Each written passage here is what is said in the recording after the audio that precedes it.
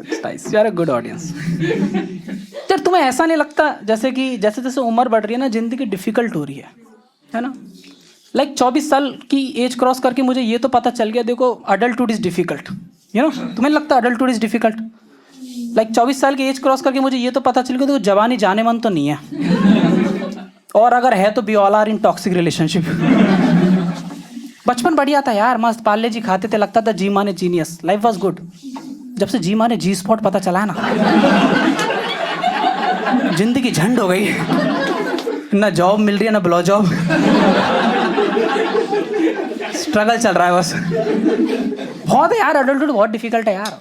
और खासकर अगर तुम मिडिल क्लास हो तो जिंदगी और झंड है, क्योंकि मिडिल क्लास आदमी शर्ट खरीदता है तो पैंट फट जाती है, पैंट खरीदता है तो शर्ट फट जाती है, और दोनों खरीदने की हिम्मत करता है तो गांठ फट जाती है।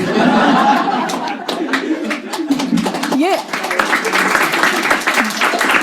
एज ही ऐसी है यार, you know. Everyone is going through something. कोई जॉब से परेशान है, कोई जॉब नहीं है तो परेशान है, कोई फैमिली से परेशान है, कोई वाइफ से परेशान है, कोई पैसे। इतनी परेशानियों के बावजूद एक आदमी अगर साइड में जाके अगर 2 कप सिगरेट के भी पीना चाहे ना, तो उधर भी अक्षय कुमार आ जाता है अपनी साइकिल लेके।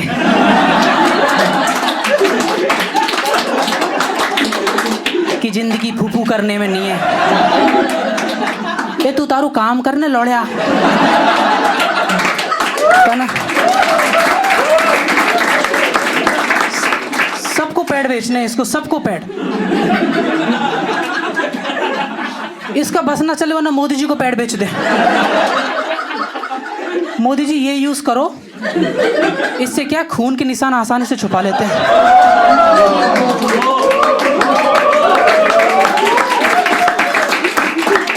फिर अमित शाह सोच रहा है सर फिर मैं क्या करूं। यार मतलब सबको पैड बेचना। इसका अब मुझे पता चला है सुबह 4 बजे क्यों उठता है ये साइकिल पे बेचने जाता है ये दूध, ब्रेड और सैनिटरी पैड। इसलिए मुझे बॉलीवुड में ना ये एक्टर बिल्कुल पसंद नहीं है। ये मुझे पसंद है अपने पुराने देवानंद साहब, एवरग्रीन देवानंद साहब, क्योंकि उन्होंने बड़ी कमाल की बात बोली थी। मतलब बोली थी, लिखी तो साहिल लुधियानवी ने थी, वो तो और भी महान आदमी थे, पर उन्होंने बड़ी कमाल की बात, अच्छे से बात बोली थी कि मैं जिंदगी का साथ निभाता चला गया, हर फिक्र को धुएं में उड़ाता चला गया। इस बात को मुझे सुन के लगा कि यार गांजे में कुछ तो बात है। बट इस एज ही ऐसी है यार, अडल्टहुड में no everyone is so angry, frustrated, और लोग बहुत गुस्सा हैं।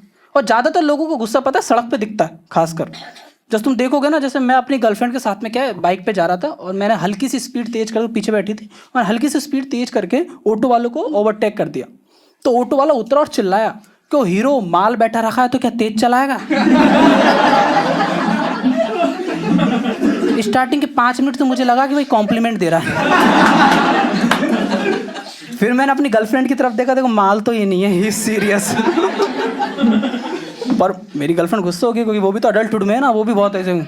उसने ऑटो वाले को, ए ढंग से बात कर ऑटो वाले, तेरे जैसे 50 ऑटो वाले मैं यहीं खड़े कर दूंगी। मैंने 1 सेकंड, इसके आदमी अपन क्यों बुला रहे हैं? इनका यूनियन है, अपना कॉम्प्लिकेटेड।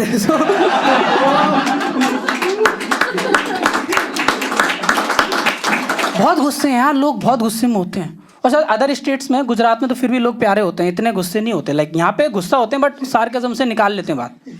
जैसे फॉर एग्जांपल मैं सिग्नल पे खड़ा था और एक्टिवा लेके मैं आराम से खड़ा था, और ग्रीन सिग्नल हो गया और थोड़ा 2 मिनट मैंने अपनी एक्टिवा लेट स्टार्ट कर दी, तो एक पीछे वाला मोटरसाइकिल वाला आया और उसने मेरी डायरेक्ट है ना एक्टिवा में ठोक दी। और उसने सॉरी नहीं बोला, ही इज लाइक आय हाय आ तो मैटिंग થઈ ગયું। फिर थोड़ी देर बाद एक ट्रक ने आके उसकी बाइक में ठोक दी। मैंने आय हाय आ तो मोलेस्टेशन થઈ ગયું। इतना क्यूट पब्लिक है ना गुजरात का। इनका दूध फटे या बम फटे, the only reaction is I hi. But यार यू नो इस एज में फिर मैंने सोचा कि इतना तो क्यों फ्रस्ट्रेटेड रहता है एज में। फिर मुझे लगा कि धीरे धीरे कि इस एज में ना लोगों में होप बहुत रहती है, और वो शायद नहीं हो पाती है, या फिर टाइम तो लगता है किसी भी चीज़ को अचीव करने में। होप बहुत रहती है। जैसे पहले मुझे बड़ी होप थी कि एक दिन ऐसा आएगा जब अपने चारों तरफ गाड़ियाँ होंगी। फिर मैंने देखा मैं 9:30 बजे ने ट्रैफिक में फंसा पड़ा हूँ। कि मेरे अगल बगल में ना नौकर चाकर होंगे। तुमने देखे 4 भिखारी बच्चे हैं ना कपड़ा लेके मेरी एक्टिवा साफ कर रहे हैं। अब साफ करिए तो कुछ तो देना पड़ेगा। तो मैं पैसा नहीं देता, मैंने अपनी जेब से पेन था, मैंने उनको दे दिया। मैंने बेटा पढ़ाई लिखाई करना, बड़े आदमी बनोगे। दिया लाइक भैया आपने भी तो की थी, आप भी सिग्नल पे पेन ही बेच रहे हो। और दूसरा ज़्यादा प्रॉब्लम इसलिए कि इस एज में ना दोस्त नहीं होते। प्रॉब्लम ये है कि जो शहर बदलते हैं ना आदमी, तो दोस्त वहीं छूट जाते हैं, अलग अलग चले जाते हैं, तो आदमी बहुत ना अकेला अकेला सा रहता है। अभी only friend I have is my therapist.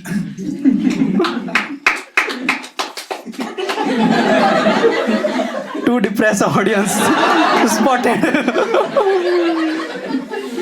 या मेरी ओनली केवल मेरी वो ही है, थेरेपिस्ट ही है दोस्त। और अनफॉर्चुनेटली मेरी क्या फीमेल थेरेपिस्ट है, क्योंकि मैं ब्रेकअप होने के बाद में उसके पास में गया, उसने उतने प्यार से सुना ना कि उसी से प्यार हो गया। अब उससे मूव ऑन होने के लिए अलग अलग थेरेपिस्ट के पास में जाना पड़ रहा है। यार वो एक तो वो प्यार से सुनती थी, उसके बाद पैसे भी लेती थी। तो ऐसे फील आता जैसे न्यूज़पेपर में एडवर्टाइजमेंट नहीं होता कि प्यार भरी बात करो, 5 रुपये पर minute. Thank you guys, this from Shubham Upadhyay. Please welcome our host.